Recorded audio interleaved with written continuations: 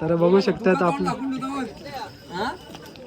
बघा मित्रांनो, नवनाथ दादा पाटीलच ना, आणि आपला तेजस आदित्य मोरे आणि आपले शेट रोहित विकावले, किंग रोहित विकावले. शेट काय सांगशील? डेली तुम्ही क्रिकेट पण सांभाळता आणि आज तुम्ही बैलासाठी सपोर्ट करायला आलेले आणि तुम्हाला त्यांनी म्हणजे गुलाल पण दिला आणि काय सांगाल? बैल गुलाला तर भाई पण आपला क्रिकेट खेळतोय आणि आपण बघितलं सुकापूरला आई 11 पनवेल या संघाकडून तो खेळत असतो नेहमी. आणि तर आई 11 संघाकडून तू केव्हापासून करतोय? म्हणजे मागच्या वर्षापासून खेळतोय त्या संघात. तर केव्हा म्हणजे तुम्हाला अशी म्हणजे संधी दिली, म्हणजे कसं काय म्हणजे तुमचं हे आलं जुनून? संधी म्हणजे आता माझा परफॉर्मन्स चांगला खेळत राहिलो, मी चांगला परफॉर्मन्स देत राहिला तर ते आई11चा बॅटर मला फोन लावला आणि मी त्यांच्या टीममध्ये. मागच्या वर्षी पण बघितलं आता तुम्ही म्हणजे चांगल्या संघाच्या म्हणजे ओपनच्या टीमामधून खेळलेल्या आहेत तुम्ही, आणि आता नुकतंच आपण बघलं पनवेल प्रीमियर लीग मध्ये पण खेळलो होतो. तर तो तुमचा म्हणजे कसं काय होतं? एवढा मोठा प्लॅटफॉर्म भेटलेला आणि त्याच्यामध्ये पण तुम्ही खेळाची संधी भेटली. कॅप्टनने मला 3ऱ्या नंबरला उतरवला, संधी दिली आणि त्या संधीचं सोनं केलं मी त्या मॅचमध्ये. दादा बघा, आता तुम्ही क्रिकेट क्षेत्रामध्ये खेळतच आहात, गावच्या टीमसाठी खेळता, ओपनला पण चान्स देतात आणि ओपनमध्ये बोललं तर सगळ्या गावातील मुलं असतात आणि त्याच्यामध्ये चांगले प्लेयर असतात किंवा गोलंदाज असतात. अशाने ती वन डाऊनला याचं एक मोठी भूमिका असते, कारण की ओपनर नाही चाललं तर वन डाऊनवर जबाबदारी असते आणि ते कुठे ना कुठे तुमच्या खांद्यावरती पण ती जबाबदारी होती. जबाबदारी असतंच खेळात बोललं तर, ती जबाबदारी खांद्यावर उचलून मी खेळतो. तर दादा, तुम्ही क्रिकेटमध्ये बघा नाव तर होतंय, पण याच्यामध्ये बघा अनेक गोष्टी म्हणजे ऐकायला पण भेटतात.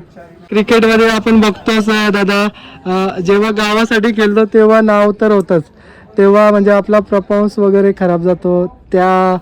तो कसं काय असतं त्या म्हणजे क्षण तुमच्यासाठी? तर खराब गेला तर तो दिवस पण चांगला जायत नाही माझ्यासाठी, परफॉर्मन्स चांगला द्यायचा प्रयत्न करत असतो. आता टीमचं नाव गावदेवी वाकडी टीम चॅम्पियन नेरी टुर्नामेंटमध्ये पण सेमीसाठी म्हणता वाटते पात्र झाले होते, आणि तिथे कसं काय मॅनेजमेंट केलं? कारण की तुमचा सुकेश दादा तेव्हा म्हणता वाटते उपस्थिती नव्हता, अशाने कसं काय तुमच्यावरती पण एक प्रेशर असेल, तेव्हा कसं केलं होतं? म्हणजे अनलकीली तुमची टीम तेव्हा हे नव्हती झाली, म्हणजे फायनलमध्ये नव्हते पात्र झाले. तर ती मॅच तुमच्यासाठी कशी काय गेली? दुसरीच मॅच होती वर्षातली आमची, तर पोरं चांगलं खेळली. सुपर 8मध्ये मी पोहोचलो दुसऱ्या मॅचला. लास्टला रिडगरवाले जोड होता, त्याने आमच्या रन कमी झाल्या म्हणून.